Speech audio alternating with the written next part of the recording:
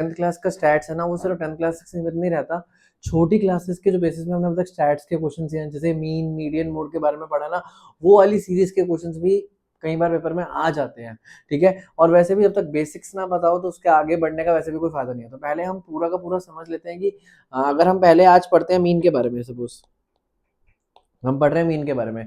Mean के अंदर की अगर हम बात करें तो सीरीज 3 तरीके की होती है। सीरीज कितने तरीके की होती है? 3। वो 3 तरीके कौन कौन से हैं? सबसे पहला आता है इंडिविजुअल। कौन सी सीरीज होती है? इंडिविजुअल। इंडिविजुअल में नंबर्स होते हैं जैसे 1 2 3 4 5 6 7 8 ऐसे करके नंबर्स होते हैं, ठीक है। और इसको निकालने का फॉर्मूला होता है, इसमें मीन निकालने का फॉर्मूला होता है sigma x upon n. Sigma x upon में एन। सिग्मा एक्स अपॉन में एन का मतलब हो गया कि जो आपकी इंडिविजुअल सीरीज रहेगी इसमें जितने भी नंबर है सबका सम कर दो, और जितने भी नंबर है उससे क्या कर दो? डिवाइड कर दो। जितने भी नंबर है उससे क्या कर दो? डिवाइड। इंडिविजुअल के बाद एक सीरीज आती है डिस्क्रीट सीरीज। कौन सी आती है? डिस्क्रीट। डिस्क्रीट सीरीज में हमारे एक होता है टर्म एक्स का और एक होता है एफ का। एक्स को आप किसी कॉन्टिन्यूस सीरीज की मिड वैल्यू भी बोल सकते हो, ठीक है। और एफ जो होता है वो होता है फ्रीक्वेंसी। क्या होता है?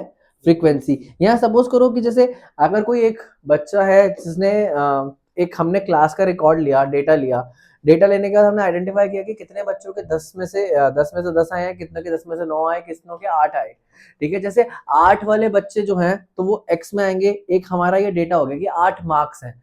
8 मार्क्स वाले बच्चे कितने हैं? सपोज 15 हैं तो 15 वो उसकी क्या हो गई? फ्रीक्वेंसी। 9 मार्क्स वाले बच्चे कितने हैं? 20, ठीक है। 9 मार्क्स वाले बच्चे कितने हैं? 20, ठीक है। तो 20 उसकी क्या हो गई? फ्रीक्वेंसी हो गई, ठीक है। नेक्स्ट सीरीज आती है वो आती है कॉन्टिन्यूस, जो हम 10th में पढ़ने वाले हैं।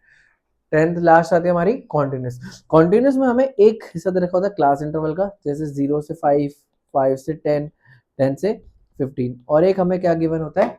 फ्रीक्वेंसी। और एक हमें क्या गिवन होता है? फ्रीक्वेंसी, ठीक है। क्लास इंटरवल और एक फ्रीक्वेंसी। अगेन मीन को सॉल्व करने के अगर हम कॉन्टिन्यूस सीरीज की बात करें तो कॉन्टिन्यूस सीरीज में 3 फॉर्मूले होते हैं, ठीक है। एक होता है डायरेक्ट मेथड, एक होता है assume mean method, and the third one is step deviation method. Third one is step deviation method, जो पिछले साल से एनसीईआरटी से हट चुका हुआ है। स्टेप डेविएशन मेथड जो हमारे अगर एनसीईआरटी में बात करें तो अभी सिर्फ फिलहाल 2 मेथड गिवन है। तो हमारे पास एक डायरेक्ट मेथड गिवन है और एक एज्यूम मीन मेथड गिवन है, ठीक है। डायरेक्ट मेथड में हमें ज्यादा कुछ नहीं करना होता, सीधा का सीधा हमारे को आंसर मिल जाता है सिर्फ वैल्यूज को पुट करके। तो आज की क्लास में हम डायरेक्ट मेथड सीखेंगे और डायरेक्ट मेथड से एक या दो क्वेश्चन सॉल्व करते हैं, ठीक है।